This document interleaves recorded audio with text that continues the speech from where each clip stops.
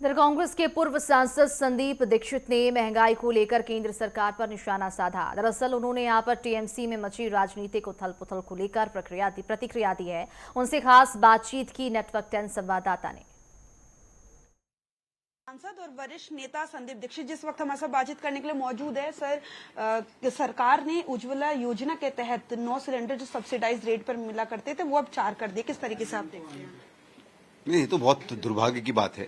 यही सरकार उज्ज्वला योजना को बहुत उत्कृष्ट योजना बन के कहती थी। वो दूसरी बात है कि ये कोई मोदी की योजना तो थी नहीं। गैस सिलेंडर लोगों में बांटना, उसको सब्सिडी में देना, ये तो कांग्रेस पार्टी करती थी। हमारे समय तो मुझे याद है एक समय में अनलिमिटेड था, कितने भी आप सिलेंडर खरीद लीजिए।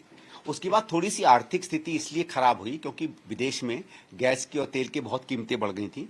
मुझे याद है 2010-11 में या 11-12 में बहुत तेज कीमतें आई थी, तो उसको कुछ बढ़ाया था और कुछ सब्सिडी शायद 8 या 9 सिलेंडर तक रिस्ट्रिक्ट की थी।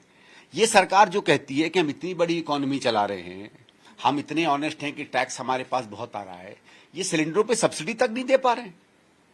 तो भले मोदी और उनके लोग मंचों पे कुछ भी कह लें, उनके पढ़ाए हुए विशेषज्ञ और मीडिया कुछ भी कह ले, ये इस बात को दर्शाता है कि सरकार की अर्थव्यवस्था और आर्थिक स्थिति बिल्कुल ही नेस्तनाबूद हो चुकी है।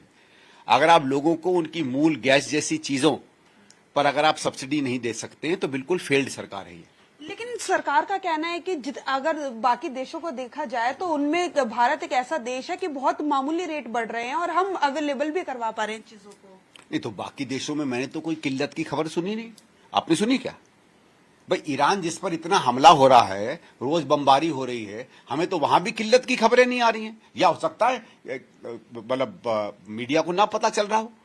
तो आजकल तो ये हाल है कि हमारा मीडिया तो छोटे से मतलब 5 आदमियों के पापुआ न्यू गिनी जैसे देश में भी अगर कोई दिक्कत होगी तो एकदम हमारे प्रधानमंत्री को उनके वनस्पत दिखाता है कि देखो वहां की एक दुकान बंद हो गई, हमारे यहाँ नई दुकानें खुल रही हैं। आप लोगों की तो आजकल ये फितरत है ना कि छोटी सी चीज को इतना बड़ा दिखा देते हैं। मतलब अगर चूहा दिख जाए तो हो सकता है आप उसको हाथी बना के दिखा दो कि देखो साहब मोदी का हाथी जो है अभी छोटा दिख रहा है, कितना बड़ा। तो आपको भी जब दुनिया में वो हाहाकार नहीं दिख रहा है तो कौन सा हाहाकार है भाई, ये मैं जानना चाह रहा हूं। मैं तो कह रहा हूं जो देश लड़ाई लड़ रहे हैं वहां तो क्राइसिस दिख नहीं रही।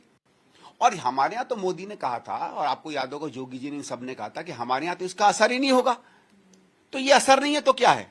या ये कोई नई स्कीम है, या तो सरकार समझा दे कि नहीं भाई हम नई तरीके से सोच रहे हैं। तो अगर लड़ाई का असर हम पे नहीं हो रहा तो क्या हो रहा है, और ये अच्छा असर हो रहा है या बुरा असर हो रहा है? बहुत बहुत धन्यवाद हमसे बातचीत करने के लिए। कैमरा पर्सन गौरव के साथ मैं कंचन, 10 न्यूज़, दिल्ली।